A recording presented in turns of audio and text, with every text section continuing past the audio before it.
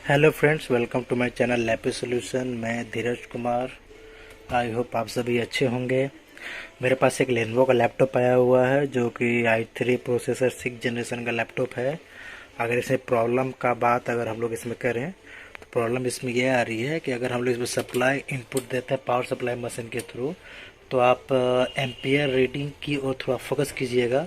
तो 133 के बाद 125 आ जा रहा है, जो कि ये आपका 127 है, जो कि आपका बैटरी इंडिकेशन का सप्लाई है। अगर हम लोग यहाँ पे देखें तो बैटरी इंडिकेशन हो गया, लेकिन बट एक चीज़ हम लोग यहाँ पर नोटिस कर रहे हैं, कभी कभी ये बैटरी ले रहा है और कभी कभी ये बैटरी चार्जिंग ले रहा है और कभी कभी ये बैटरी चार्जिंग छोड़ दे रहा है। अगर हम लोग पावर सप्लाई मशीन पे गौर करें, यहाँ पे भी वोल्टेज का फ्लक्चुएशन हो रहा है, मतलब एम्पियर ले रहा है, लिफ्ट कर रहा है, छोड़ रहा है, लिफ्ट कर रहा है, छोड़ रहा है। ठीक है, ये तो एक कंडीशन हो गया। अगर मैं यहाँ पे सिस्टम को ऑन करता हूँ, जैसे कि मैं पावर बटन दबा रहा हूँ, तो यहाँ पे एम्पियर में किसी भी टाइप का फ्लक्चुएशन नहीं आ रहा है, मतलब कि कहने का मतलब सिस्टम ऑन नहीं हो रहा है। ओ, चलिए, सिस्टम तो आपका ऑन हो गया है। कहने का मतलब कि सिस्टम को अगर 3-4 बार प्रेस किया जाए तो सिस्टम तो ऑन हो रहा है, लेकिन ऑन होते के साथ ये थोड़ी देर के बाद ऑफ हो रहा है। ऑन हो गया ये सिस्टम, ऑन हुआ, और जैसे ये वोल्टेज लो जाएगा मे बी ये ऑफ हो जाएगा। देखिए, वोल्टेज लो गया, सिस्टम ऑफ हो गया। प्रॉब्लम ये हो रहा है कि ऑन हो रहा है, ऑन होने के बाद कहीं ना कहीं कुछ ऐसा प्रॉब्लम आ जा रहा है जिसकी वजह से कि ये सप्लाई ड्रॉप कर जा रही है। तो चलिए इस प्रॉब्लम को हम लोग रिजॉल्व करके देख रहे हैं कि प्रॉब्लम आके कहाँ से आ रही है। तो इसके लिए सबसे पहले मेरे को ये लैपटॉप को ओपन करना होगा। मैं लैपटॉप को ओपन कर दे रहा हूँ। तो फ्रेंड्स, मैंने यहाँ पे लैपटॉप का जो बैक कवर है उसको मैं हटा लिया हूँ। अगर लैपटॉप को नॉर्मली ध्यान से सभी प्लेस को देखा जाए तो फिलहाल तो सभी प्लेस नीट एंड क्लीन ही दिख रहा है, कहीं भी किसी भी टाइप का रस्टिंग हमें नहीं दिख रहा है। और जहाँ तक हमको लग रहा है अभी तक इसमें इसका ये सील पैक लगा हुआ है, जिसका मतलब ये होता है कि लैपटॉप पहली बार खुल रहा है, मतलब कि फर्स्ट टाइम ये लैपटॉप ओपन हो रहा है। तो सबसे पहले हम लोग इसमें इसका बैटरी रिमूव कर लेते हैं, जो कि फर्स्ट प्रायोरिटी होती है हम लोग की।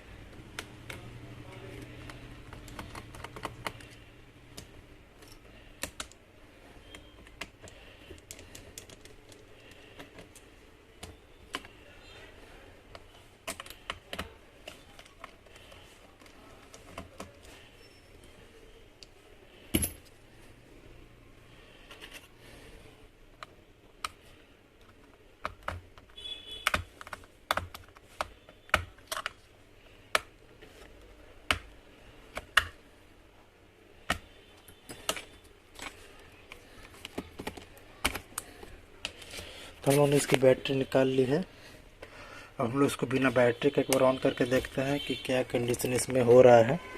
कंडीशन में कुछ चेंजेस हैं कि स्टिल सेम प्रॉब्लम है। तो हमारा पावर जैक रखा,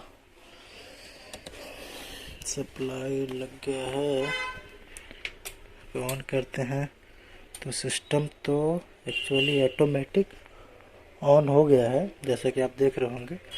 सिस्टम ऑटोमेटिक ऑन हो गया, ऑन होने के बाद ये ऑफ भी हो गया, जैसा कि आपने भी एम्पियर लिफ्टिंग देखा था। जैसे मैंने पावर डाला ये ऑटोमेटिक ऑन हो गया, ऑन होकर के ये फिर से ऑटोमेटिक ऑफ भी हो गया। देखिए, सिस्टम ऑन हो गया। मैं आपको दिखाना चाहूँगा, आपका सिस्टम ऑन हुआ और ये एकाएक ड्रॉप कर गया। अगर हम लोग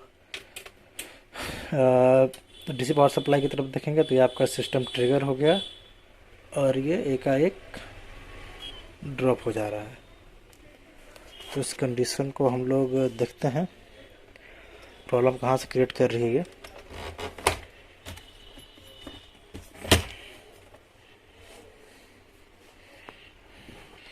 सबसे पहले मैं बोर्ड को बाहर निकाल ले रहा हूँ।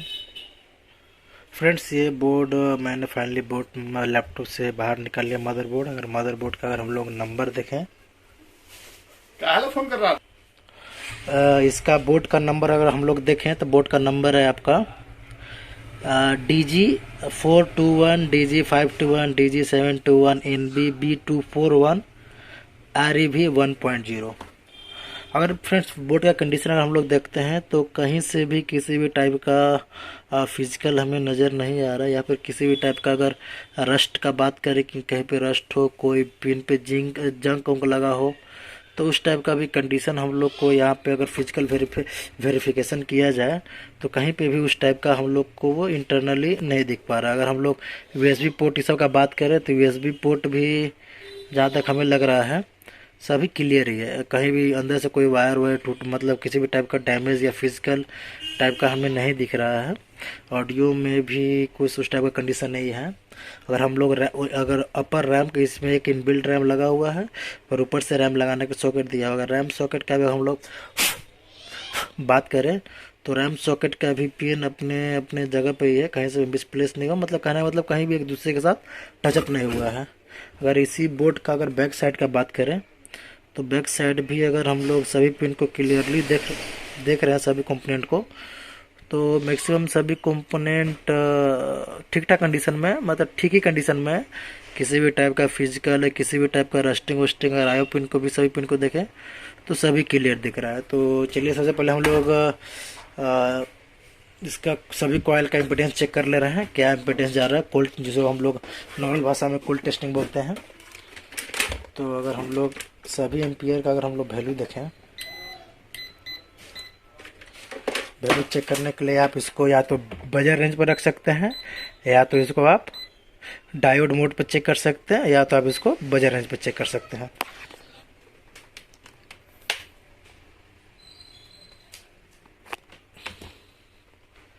बजर रेंज पे चेक करने के लिए आपको नेगेटिव प्रोब को कहीं से ग्राउंड देना होगा, जहाँ से भी आप ग्राउंड दे दें कोई इशू नहीं है इसमें। और आपका जो ये रेड प्रोब है, पॉजिटिव प्रोब है, इस पर आपको सभी, चलिए आपका कैसे काम कर रहा है। और हम लोग ये मे भी 3.5 का है, 3.5 का अगर हम लोग कॉइल देखें तो OL है, ओवर लिमिट है, मतलब कि ठीक ठाक ओके कंडीशन में है। अगर दूसरा कॉइल देखें तो ये भी OL है, ये भी आपको ओके कंडीशन में है। अगर आपका यहाँ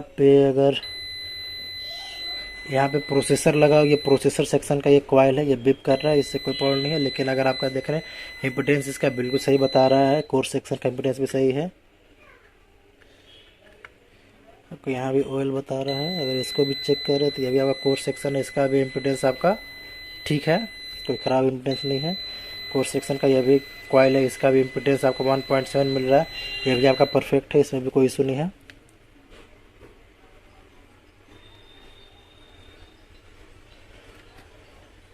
अगर हम लोग रैम सेक्शन का कॉइल के ऊपर देखें, सिलिंड्रिकल कॉइल है, अगर इसका सिलिंड्रिकल कैपेसिटर है, अगर इसके ऊपर हम लोग देखें तो इसका भी ओवर लिमिट बता रहा है, इस पर भी कोई इशू नहीं है। अगर पीछे की ओर से अगर हम लोग देखते हैं, इसमें यहाँ भी दो कॉइल लगा हुआ है। इस कॉइल का इम्पिडेंस अगर हम लोग देखें, इस कॉइल का भी इम्पिडेंस परफेक्ट है, कोई इशू नहीं है इसमें भी। अगर इस कॉइल का इम्पिडेंस देखें तो ये भी आपका परफेक्ट है, मतलब कि सभी कॉइल अपने अपने जगह पे सही तरीके से काम कर रहे हैं। हमको एक कॉइल पे थोड़ा सा डाउट जा रहा है, लेकिन उसको हम लोग उतना लेके चल सकते हैं कि इतना हो सकता है, क्योंकि ये आपको मैं जैसा बताया i3 का 6 जनरेशन है और इनबिल्ड आपका मतलब कि ऑनबोर्ड प्रोसेसर PCH है, तो इसका 1.6 ठीक ठाक आ जा सकता है। अगर यहाँ पे अगर ये 0.6 रहता तो कुछ प्रॉब्लम होता। अगर ग्राउंड के साथ देखें, ग्राउंड है 0.2 है, अगर यहाँ पे अगर आपका 0 के साथ कोई वैल्यू आता है जैसे 09, 04, 05, 06 तो प्रॉब्लम कहा जा सकता था कि उसमें प्रॉब्लम हो सकती है। लेकिन यहाँ पे 1.6 बता रहा है तो ये चले, मतलब ये चलेगा, ठीक है। तो इसको हम लोग फॉल्टी कंडीशन में नहीं हम लोग काउंट करेंगे। तो हम लोग एक बार इसमें क्या करते हैं, सबसे पहले इसमें तो इसका सभी सेक्शन प्रॉपर तरीके से काम कर रहा है, कहीं से भी अभी तक शॉर्टिंग का कोई अंदाज वैसा मतलब कॉइल का रीडिंग देखने से नहीं समझ में आ रहा है किसी भी सेक्शन में शॉर्टिंग होगा। अगर किसी भी सेक्शन में शॉर्टिंग होता है तो उस सेक्शन का कॉइल का जो इम्पिडेंस होता है, आपका जो रीडिंग होना चाहिए कॉइल का इम्पिडेंस का, जो शो होना चाहिए, वो आपका लो हो जाएगा शॉर्टिंग वजह से, उस सेक्शन में अगर शॉर्टिंग हुआ तो उस कॉइल का आपका इम्पीडेंस पूरा प्रॉपर तरीके से लो हो जाएगा। अगर हम लोग इसमें अगर पावर लगाते हैं,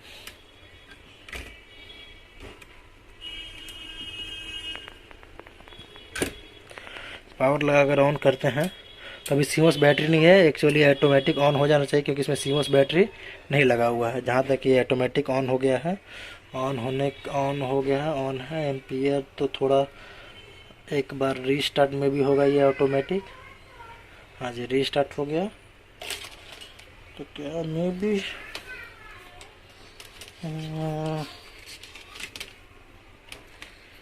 अगर इम्पीडेंस तो अभी रुको होल्ड पे है इस पे। जैसा कि हम लोग देख रहे थे जब बैटरी लगा हुआ था तो इम्पीडेंस जो है कि फ्लक्चुएट कर रहा था, लेकिन अभी जब सिर्फ ओनली बोर्ड बाहर है, किसी भी टाइप का उसमें से कोई भी बोर्ड का कोई भी कनेक्टर या कोई पोर्ट नहीं लगा हुआ है, ओनली बोर्ड मदरबोर्ड बाहर पे है।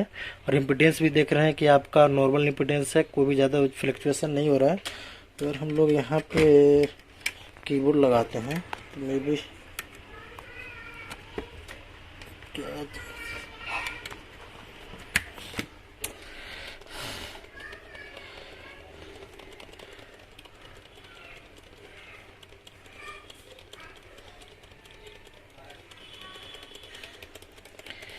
यहाँ पे डिस्प्ले तो आ गया है, जैसे कि जो मतलब सिस्टम का जो आउटपुट डिस्प्ले है वो यहाँ पे आ गया है, लेकिन ये डिस्प्ले यहाँ पे होल्ड रहता है, ये चला जाता है, ये देखना बहुत ज़रूरी है।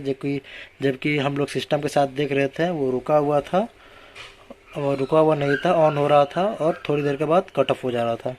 लेकिन अगर हम लोग यहाँ पे देख रहे हैं तो ये प्रॉपर तरीके से वर्क कर रहा है, किसी भी टाइप का फ्लक्चुएशन नहीं हो रही है। स्टील हो गया, मतलब जो भी एम्पियर है वो रुक गया है एक पॉइंट पे जा करके, और आपका डिस्प्ले भी कंटिन्यूस दे रहा है।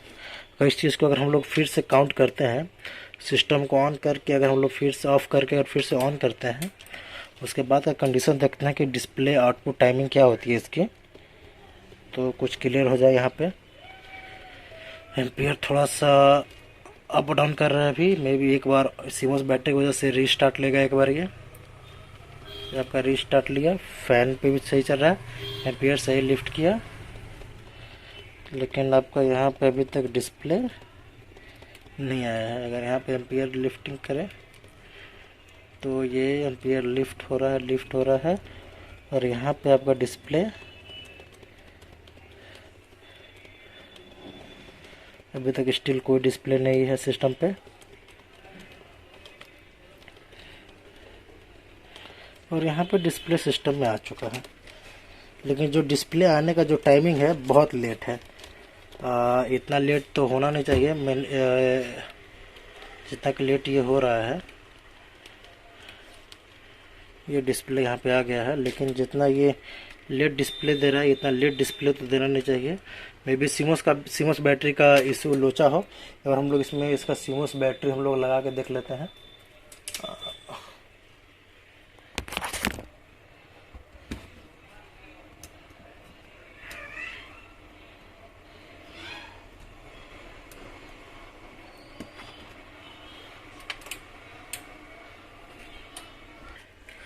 मैंने यहाँ पे सीमोस बैटरी लगा दिया हूँ। अगर हम लोग सीमोस बैटरी लगाने के बाद एक बार ये सिस्टम को मैनुअली ऑन करते हैं मल्टीमीटर के थ्रू, मैंने यहाँ पे सप्लाई दे दिया, मैं मगर मल्टीमीटर के थ्रू इसका ट्रिगर करता हूँ।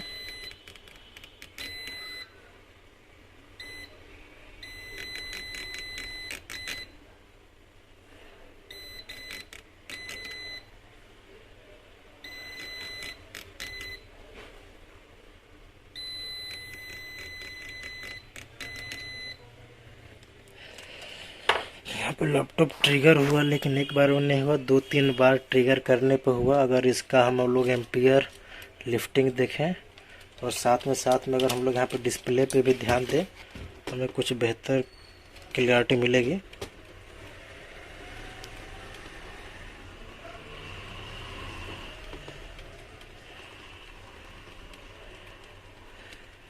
अभी तक डिस्प्ले नहीं आया है, सिस्टम प्रॉपर ऑन हो रहा है। एक बार डिस्प्ले आया और गया, अभी आपने शायद देखा भी होगा।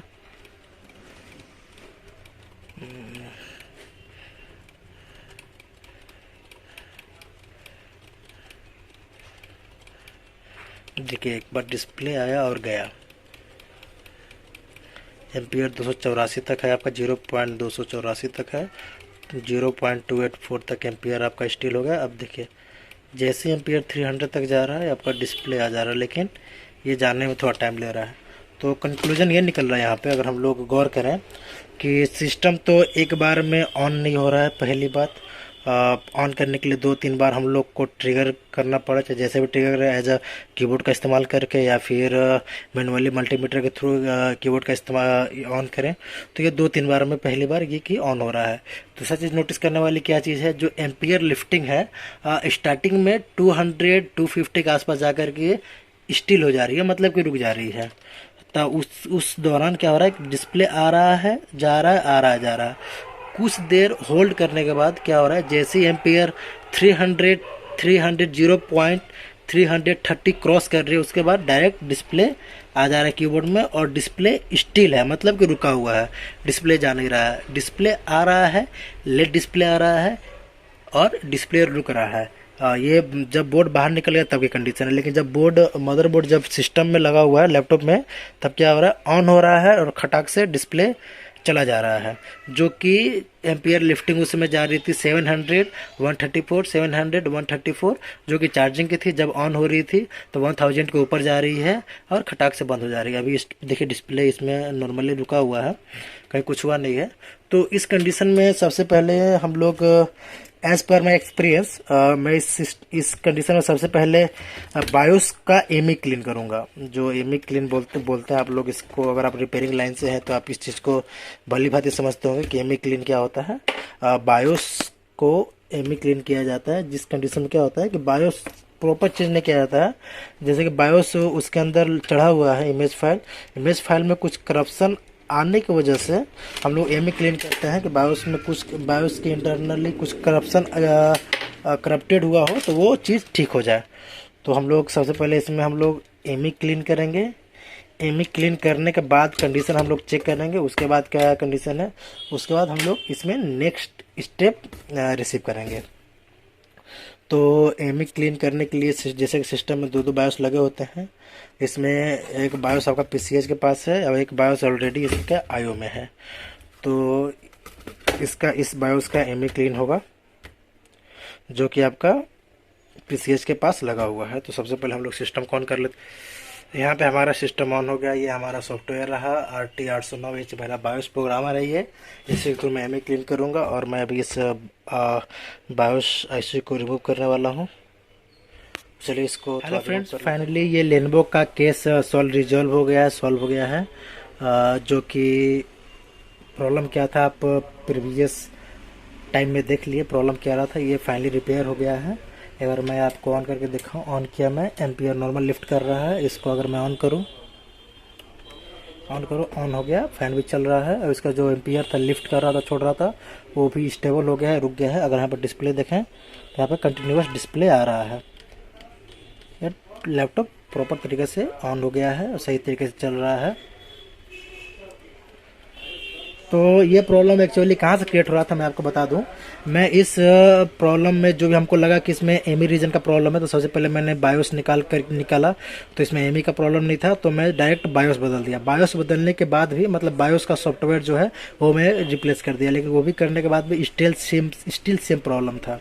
उसके बाद मैंने इस पूरे बायोस आईसी को बदल दिया कि मे बी बायोस ख़राब हो, क्योंकि सभी जगह पे सभी सप्लाई सही बन रही थी, सब चीज़ ओके था, कहीं से भी कोई ग्लिच, कहीं से भी कोई ओपन सर्किट किसी भी टाइप का प्रॉब्लम नहीं था। लेकिन ये भाई उसके बाद भी ये प्रॉब्लम क्रिएट कर रहा था। बायोस करने के बाद भी स्टिल सेम प्रॉब्लम था, तो मैंने फाइनली लास्ट में बायोस बदला। उसके बाद ही प्रॉब्लम स्टिल सेम रहा, मतलब कि प्रॉब्लम मतलब दूर नहीं हुआ। तो यह प्रॉब्लम ये जो क्रिएट हो रहा था मैं आपको बता दूँ, ये आपका आईसी है, पिन नंबर 1 से लगा हुआ जो ये ट्रैक है आपका,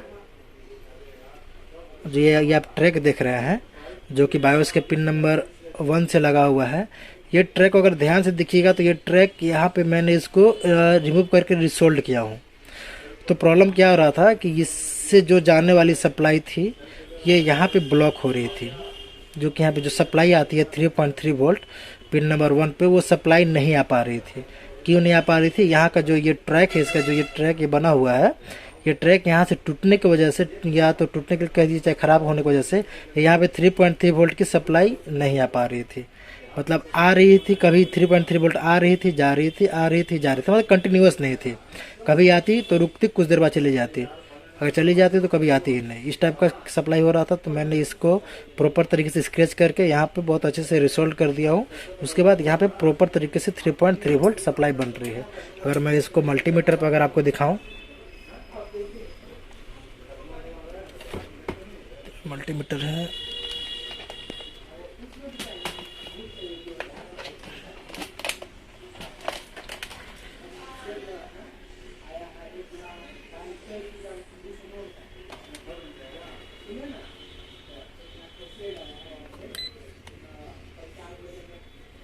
तो यहाँ पे देखिए 3.3 वोल्ट सप्लाई बन रही है, जो कि उस समय यहाँ पे कभी बन रही थी, कभी जा रही थी, कभी बंद रही थी, कभी जा रही थी, मतलब कंटिन्यूस नहीं बन रही थी, कभी आ रही थी, कभी जा रही थी। तो इसी तरीके से मैंने इस केस को रिजॉल्व किया। इस केस में हम लोग इस केस को फिजिकल बोलते हैं कि फिजिकल होने की वजह से प्रॉब्लम क्रिएट कर रहा था, लेकिन बोर्ड का जैसा कंडीशन था, सभी कैपेसिटर रोके थे, फिजिकल कहीं से भी नहीं दिख रहा था। लेकिन इसका जो ट्रैक है, ट्रैक पे यहाँ पे प्रॉब्लम क्रिएट हो रहा था, जिसकी वजह से इसका पिन नंबर 1 पे जो 3.3 वोल्ट एलडीओ सप्लाई आती है, वो यहाँ पे नहीं बन पा रही थी।